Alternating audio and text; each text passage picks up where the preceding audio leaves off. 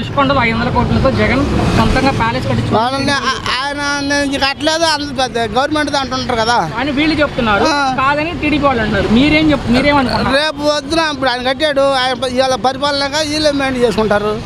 రేపు పొద్దున మళ్ళీ వాళ్ళు మెయింటైన్ చేస్తారు. అంత మనం తెలియదు మనకి. జగన్ సొంతంగా కట్టించుకున్నాడు. సొంతంగా ఆ మాట నువ్వు వీళ్ళు అనలేదు వాళ్ళు అనలేదు, ఆ మాట తప్పు. కానీ 500 కోట్లతో అవన్నీ రకరకాలుగా అనుకుంటారు. ఇప్పుడు కట్టించాడు, ప్రభుత్వం వెళ్తారు కాబట్టి వీళ్ళే వాడుకుంటారుగా. ఇప్పుడు ఆయన వాడు కదా, ఎవడేమనుకుంటే ఎవడితే తప్పే ఉంది. వాళ్ళు అదే చెప్తున్నారన్న. అవునా వైసీపీ వాళ్ళైనా ఇంకొకడైనా రేపు పొద్దున వీళ్ళు కట్టించాడు, నువ్వు కట్టించావు, ఈ ప్రభుత్వం అని చెప్పి ఈ ప్రభుత్వం వాడుకుంటుంది, రేపు పొద్దున ఈ ప్రభుత్వం అయితే ఇంకో ప్రభుత్వం వాడుకుంటుంది. అంటే చెప్పిందే వైసీపీ వాళ్ళు కూడా అదే చెప్తున్నారు. టీడీపీ జగన్ సొంతంగా కట్టించుకున్నాడు. సొంతంగా కట్టుకుంటే ఆయనకి ఎవరుగా, మళ్ళీ ఎవరు కన్నప్పుడు ఎందుకు మాట్లాడతాం, తప్పు కదా. ఇప్పుడు మీ ప్రభుత్వం ఉన్నప్పుడు మీరే వాడుకుంటారు, మరి వాళ్ళ ప్రభుత్వం వాళ్ళు వాడుకుంటారు. మన అదే మనం చర్చించకూడదు. ఋషికొండలో 500 కోట్లతో జగన్ సొంతంగా బిల్డింగ్ కట్టించుకున్న టీడీపీ ఆరోపణ చేస్తున్నారు, ప్యాలెస్ కట్టించుకున్నారు. దాని గురించి మీ అభిప్రాయం? అది నిజం అంటున్నారు, మనం చూసింది కాదు. మరి వాళ్ళ పైన న్యూస్ ఏది ఇస్తే అదే నమ్ముతున్నాం అంతే. అంటే వీళ్ళు చెప్పేది ఏంటంటే వైసీపీ వాళ్ళు అది ప్రభుత్వ భవనాలు మా సొంతం కాదని వాళ్ళు చెప్తున్నారు. మరి వాళ్ళు చెప్తున్నారు కదా, పేపర్లు కూడా వేస్తున్నారు కదా ప్రజల డబ్బులని, మరి అది వాళ్ళకి తెలియాలి. అంటే ప్రభుత్వం కట్టించిన దగ్గర ప్రజల డబ్బులు వీళ్ళు చెప్పేది మా సొంత బిల్డింగ్ కాదని వాళ్ళు అంటున్నారు, కాదు మీదని వీళ్ళు చెప్తున్నారు. వాళ్ళ సొంత బిల్డింగ్ అయితే కాదు అనుకుంటున్నాను నేను కూడా, సొంత బిల్డింగ్ అయితే కాదు.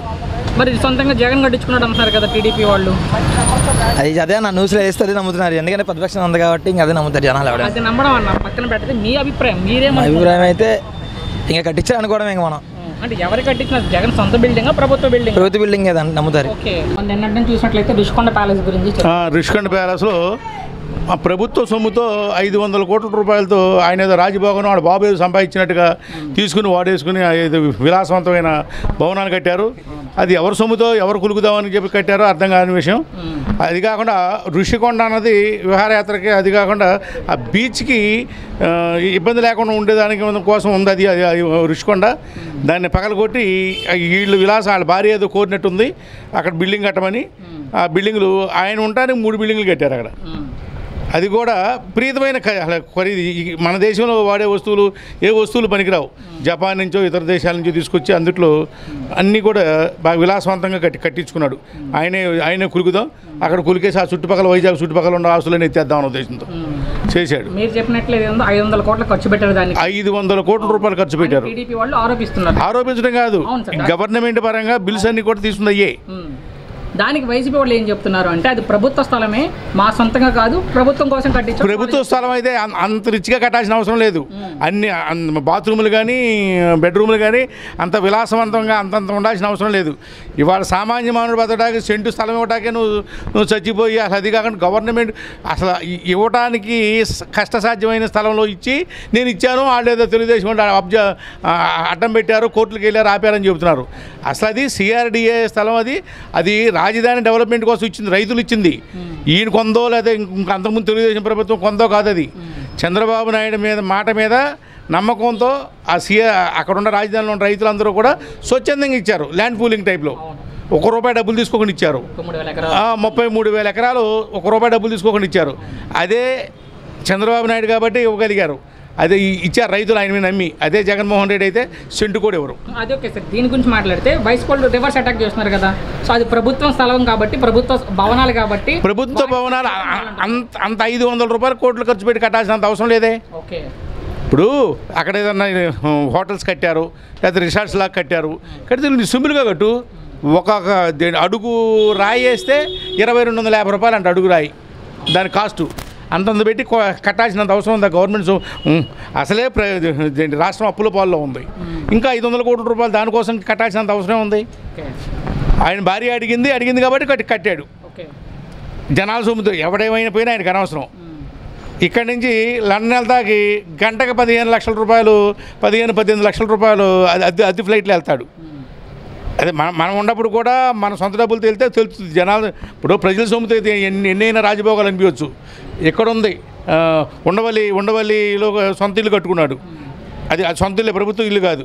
దానికి కూడా 3 నెలలకు 6 కోట్లు 7 కోట్లు ఇన్వెస్ట్మెంట్ తీసుకునేవాడు డెవలప్మెంట్ కోసమని. దాంట్లో అవి వేయాలని జనాలని డబ్బులు ఏ విధంగా దోసుకోవాలో అతనికి తెలుసు, జనాలను ఏ విధంగా మోసం చేయాలో అతనికి తెలుసు.